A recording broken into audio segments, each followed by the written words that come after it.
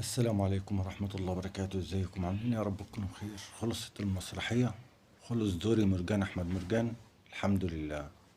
مع إن لسه في فصل تاني، لأن هما 4 فصول، مش 3 4. الفصل التالت والرابع والأخير بتاع المحكمة الدولية. بدأت بالفصل الأول ماتش القمة وتغيير اللوائح وعدم خصم ال6 نقاط من الأهلي. الفصل التاني لما كولر مشي. طب الزمالك ولا بيراميدز ايه خصهم بكولر ان يمشي؟ كولر مشي من هنا وراحوا جابوا مين؟ جابوا محمد يوسف، وجابوا وفوضوا سيحة حارس الحدود. قبل الماتش رجعوا فوضوا لعيبة فاركو. دلوقتي مستنيين المحكمة الدولية تقول ايه في ال3 نقط. خصم 3 نقط يبقى خلاص كده، يبقى الدوري يروح لبيراميدز. بس في سؤال كده، لو نفس الموقف بيراميدز مكان الاهلي والاهلي مكان بيراميدز، كان الدوري هيسلم في الملعب كده؟ اشوف. ده الموضوع التاني طبعا. بيراميدز بيفوز 5-1 ورغم مطرود منه واحد، وحسب على ضربة جزاء وبرضه بتماسك، والتاني والتالت ومطرود منهم واحد. طبعا كل التوفيق بيراميدز بعد ما كان مقرب، ولسه لحد ما بكلمك كده بيراميدز لسه قريب في ال3 بطولات. دوري ابطال افريقيا، الدوري المصري لسه لما المحكمة تحكم، الكاس مصر. اتمنى كاس مصر طبعا للبيت الابيض الملكي، ان شاء الله الملكي. فطبعا بيراميدز بيبدأ يبعد، مع انه وقف في الملعب واحتفل وكل حاجة، بس بدأ يبعد.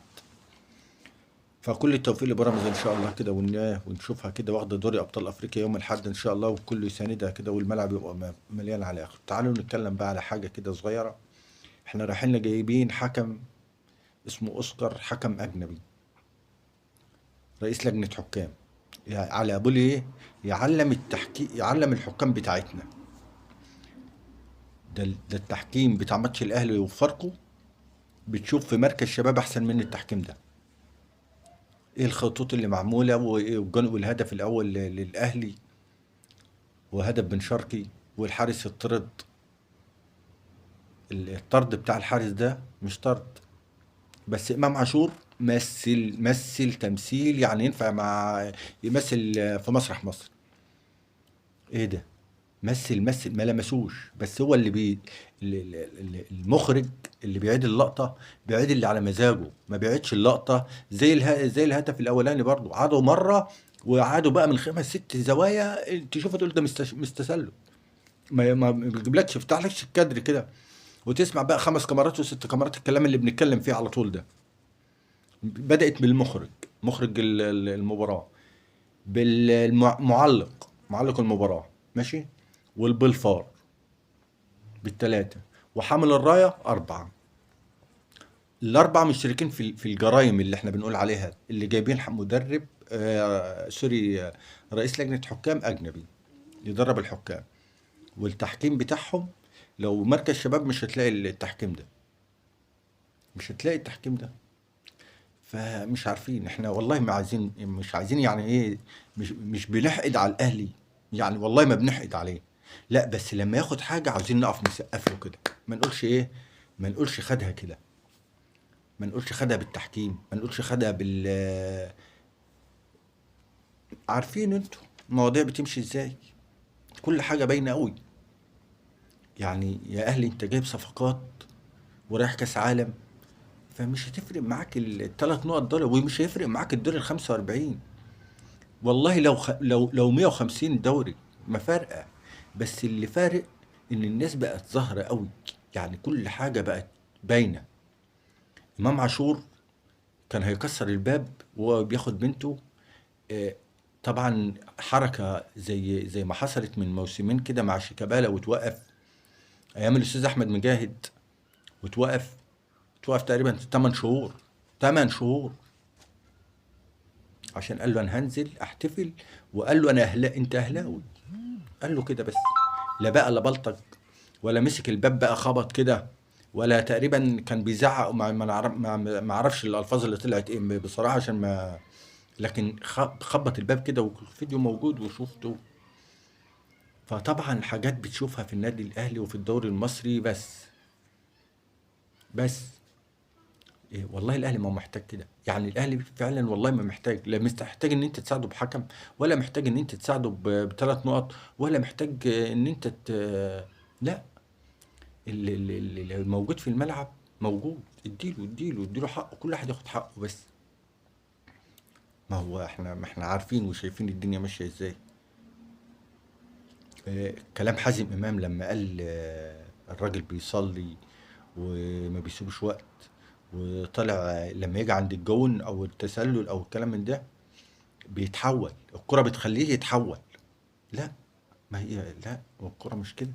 الكرة لا، لعبة ترفيهية رياضية تحفل عليا شوية، حفل عليك شوية، بس الدنيا تمشي.